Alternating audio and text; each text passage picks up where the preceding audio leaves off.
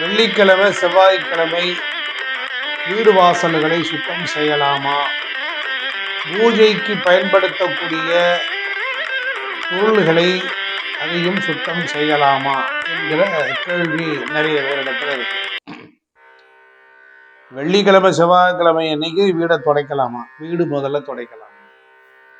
துடைக்கக்கூடாதுங்கிறது தான் சாஸ்திரம். வெள்ளிக்கிழமை மகாலட்சுமிக்குரிய நாள், சுக்கிரனுக்குரிய நாள். சுக்கிரன்னா லக்ஷ்மி கடாட்சம்னு அர்த்தம். கிழமை என்றால் உரிமை என்று பொருள்.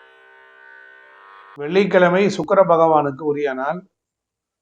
அந்த நாளில் ஒவ்வொரு வீடுகளிலும் அந்த சுக்கிரனுடைய ஒளி அலைகள், ஒரு ஆனந்த அதிர்வு அலைகள் வீடு முழுவதும் நிரம்பும். அப்ப வீடு வாசல்களை ரொம்ப சுத்தமா வச்சுக்கணும். அன்னைக்கு போய் துடைச்சுக்கிட்டு இருக்கலாமான்னா துடைக்க கூடாதுதான்.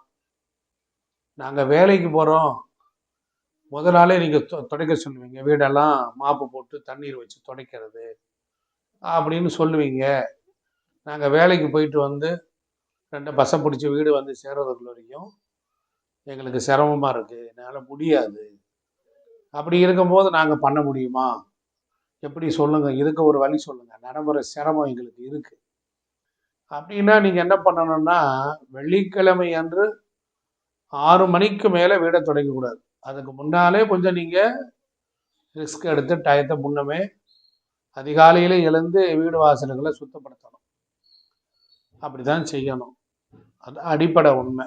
வீட்டில் வேலை பார்க்குற வேலைக்கு போகாத பெண்கள் அவங்க வியாழக்கிழமையே வீடை தொடச்சி சுத்தப்படுத்திக்குவாங்க. பாத்திரத்தெல்லாம் விளக்கி பூஜைக்குரிய பாத்திரங்களை எல்லாம் நல்லா தொடச்சி பளிச்சுன்னு வச்சிருப்பாங்க. அப்புறம் அவங்க செட் பண்ணிடுவாங்க. காலையில் எழுந்த உடனே பூ போட்டு, ஏற்கனவே முதல் நாள் சாயங்காலமே சந்தன குங்குமம்லாம் பொட்டு வச்சு செட் பண்ணியிருப்பாங்க. காலையில் பூ போட்டு எண்ணெய் ஊற்றி திரியேற்றி அப்புறம் பூஜைக்கு தயாராகிடுவாங்க. இதுதான் அடிப்படை உண்மை. பட் ஆனால் ஒரு சின்ன ரிமார்க்கபிள் என்னன்னா, வீட்டில் உள்ளவங்க செஞ்சுக்கலாம், வெளியில் வேலைக்கு போகிறவங்களால முடியாது இல்லையா? அப்போ நீங்கள் அதிகாலையில் எழுந்து நீங்கள் அதை சுத்தப்படுத்திக்கிட்டு எல்லாம் செஞ்சுக்கலாம். என்ன காலையில் எழுந்து சுத்தப்படுத்தி தொடச்சி பெருக்கும் போது இடுப்பு வலி வந்துடும், டயர்டாயிருவீங்க, வேர்த்து விறுவிறுத்து போயிடுவீங்க, அப்புறம் வேலைக்கு போகணும் நேரம் ஆயிருங்கிற எண்ணம் அதிகமாக இருக்கும். அப்போ நீங்கள் உட்காந்து மனப்பூர்வமாக நிம்மதியாக பூஜை பண்ண முடியாது. இதெல்லாம் அந்த சிரமம் இருக்குது, அதெல்லாம் புரியுது. அப்போ என்ன செய்யலாம் அப்படின்னு கேட்டால், வெள்ளிக்கிழமை காலையில் 6 to 7, மதியம் 1 to 2, இரவு 8 to 9, இந்த 3 வேளையிலையும் சுக்கிரனுடைய தன்மை இருக்கு. இப்போ வீடுகளில் பொறுத்தளவில் நிறைய பூஜை அறைகளுக்கு முக்கியம். வேலைக்கு போகிறவங்க சிம்பிளாக வச்சுக்கிட்டிங்கன்னா போதும். அதனால் ஒரு விளக்க மாத்திரம் எடுத்து விளக்கி வச்சுக்கிட்டு விளக்கு பொருத்திக்கலாம். அதை நீங்கள் பஞ்ச பாத்திரத்தை மாத்திரம், தீர்த்தத்தை அதை மாத்திரம், அந்த 3-4 பாத்திரத்தை மாத்திரம் தொடச்சி சுத்தப்படுத்திட்டு உடனே பண்ணிக்கலாம், தப்பு இல்லை. அதே போல் வேலைக்கு மற்ற நாட்களில் வீடுகளில் ஃபுல்லாகவே இந்த பூஜை அறை செல்ஃப்லாம் சில பேர் பேப்பர் விரித்து நிறைய வைப்பாங்க. அப்போ பண்ண போகும்போது எல்லாத்தையும் டெய்லி சுத்தப்படுத்தணுமா நிறைய கேட்குறாங்க. வெள்ளிக்கிழமை சுத்தப்படுத்தணுமா, செவ்வாய்க்கிழமை சுத்தப்படுத்தணுமான்னா எப்போ டைம் இருக்கோ ஃப்ரெஷ்ஷாக வச்சுக்கோங்க. அன்னன்னைக்கு போட்ட பூவை எடுத்துக்கோங்க. இப்போ கூட நான் என் ஃபோட்டோவுக்கு பின்னால் நிர்மாலியம் தான் இருக்கும். அதாவது இனிமேல் தான் அந்த பூஜையை ஆரம்பிக்கணும். அதுக்கு முன்னால் இந்த பூஜைகள் பொறுத்தளவில் இன்னும் செய்யலை, பூஜை இனிமேல் தான் பண்ணணும். அப்போ அதுக்கு முன்னால் ஒரு வீடியோ எடுக்கணும் அவசரமாக. அப்போ அதை கொடுக்கறதுக்காக பண்ணுறோம். இந்த வீடுகளில் ஒரு வாரத்துக்கு ஒரு முறை சுத்தம் பண்ணால் போதும்.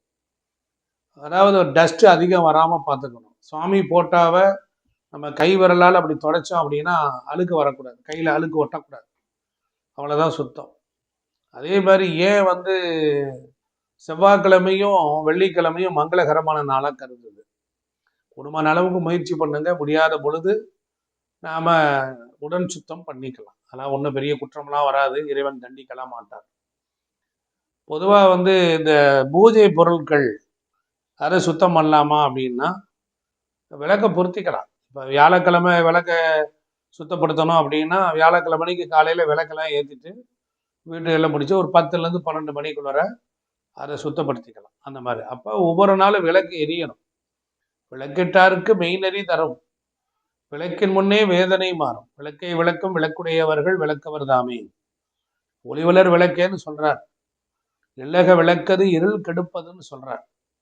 அதனால அப்படி இல்லைன்னா அந்த மாதிரி நேரத்துல மண் அகல் விளக்குல அதை நீங்க ஏற்றிக்கலாம். மண்ணில் அகல் விளக்கு இருக்கும், மண்ணிலே செஞ்சது பெருசு. அதுல பெரும்பாலும் விளக்கெண்ணெய், வேப்பெண்ணெய், இழுப்ப எண்ணெய், புங்க எண்ணெய், நல்ல எண்ணெய், இந்த எண்ணெயை போட்டுக்கலாம். நெய்யில் நிறைய கலப்படம் வருது, அதனால அதனால நம்ம இந்த எண்ணெய்கள் வாங்கி நம்ம சம அளவில் ஏற்றி திரி 2 திரி போடணும், ஏற்றிக்கலாம். இப்போ மண் தீபத்துக்கு தோஷம் கிடையாது, குற்றம் கிடையாது. அதனால் அந்த மண் தீபத்தை கூட நீங்கள் ஒரு பெரிய மண் மடக்குன்னு ஒன்று இருக்குது, அதில் இப்போ உங்கள் ஜாதகத்தில் நவக்கிரகங்களில் எந்த திசை நடக்குதுன்னு ஜோசியர்கிட்ட கேட்டுக்குங்க. சூரிய திசைனா கோதுமையை பரப்பி அதில் அந்த 6 வருடத்துக்கு மண் விளக்கில் கோதுமை தீபம் ஏற்றலாம். அதே போல் சந்திர திசை நடக்குது அப்படின்னா ஒரு 10 வருஷத்துக்கு நெல்லை கொட்டி, மண் மடக்கில் நெல்லை கொட்டி அது மேலே ஒரு பெரிய விளக்கு வச்சு எண்ணெயை ஊற்றலாம்.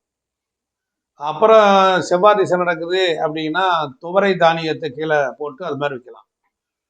அதே போல் புதன் திசைனா பாசிப்பயிர், குரு திசைனா சுண்டல் கடலை, சனி திசைனா எள்ளு, வெறும் எள்ளு போடக்கூடாது, கொஞ்சம் மங்கள அரிசி, மஞ்சள் அரிசி போட்டுக்கலாம்.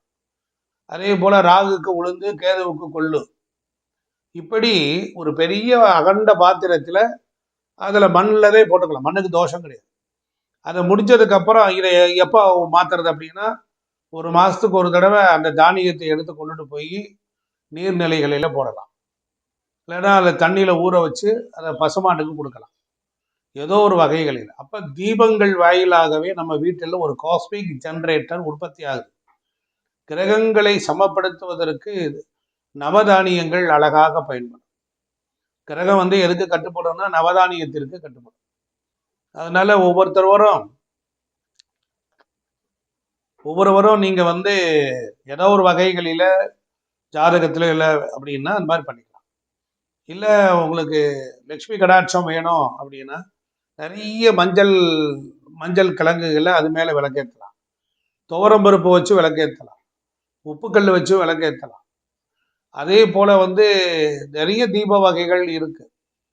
மனிதனுக்கு ஒரு கிரியேஷன்ஸ் அந்த மாதிரி பண்ணலாம், ஜலதீபமும் ஏற்றலாம், இப்படி இருக்கு. அதனால் பூஜை அறைகளை செவ்வாய் வெள்ளிக்கிழமை அன்னைக்கு துடைக்காமல் இருக்கிறதுக்கு முயற்சி பண்ணுங்க. அடிக்கடி முடியல அப்படின்னா குறைஞ்ச அளவு சுத்தப்படுத்தினா போதும். அதனால தான் திரியை டெய்லி மாற்றணும். விளக்க மாத்திரம் எடுத்துகிட்டு ஒரு சின்ன துணியில் துடைச்சிட்டாலே போதும். அது மேலே பச்சை பச்சைன்னு இருக்கிறதையெல்லாம் துடைச்சி சுத்தப்படுத்திட்டு ஃப்ரெஷ்ஷாக வைக்கலாம். அதனால் வீடுகளில் பொறுத்தளவில் நிலைகளையும் அதே போல் செவ்வாய் வெள்ளிக்கிழமை துடைக்கூடாது, மற்ற நாட்களில் துடைச்சிக்கலாம். வேலைக்கு போகிறவங்க, முடியாதவங்க, அந்த மாதிரி. இப்போ பொங்கல் மாதிரி பண்டிகை வருது, தீபாவளி மாதிரி பண்டிகை வருது அப்படின்னா நாம் அந்த பண்டிகை அன்னைக்கு விளக்கு ஏற்றத்தான் பார்க்கணும். அப்போ போய் சுத்தப்படுத்திக்கிட்டுலாம் இருந்தால் டயர்ட் ஆகிடுவோம். அதனால் நம்ம அதுக்கு தகுந்த மாதிரி முன்னமே ப்ரிப்பரேஷன் ஆகிக்கணும். ஸோ நீங்கள் எந்த பண்டிகை இருந்தாலும் அதை இறைவனோடு நீங்கள் சேர்ந்து வழிபடும் போது பண்டிகை காலங்களில் விளக்கேற்றுக்கிற பொழுது அதுக்கு ஒரு தனி மகத்துவமே இருக்குது. நம்முடைய கர்ம வினைகள் கொஞ்சம் கொஞ்சமாக குறையுது. நேயர்களே, இந்த வீடியோ பிடிச்சிருந்தா லைக் பண்ணுங்கள், ஷேர் பண்ணுங்கள், சப்ஸ்கிரைப் பண்ணுங்கள். நன்றி, வணக்கம்.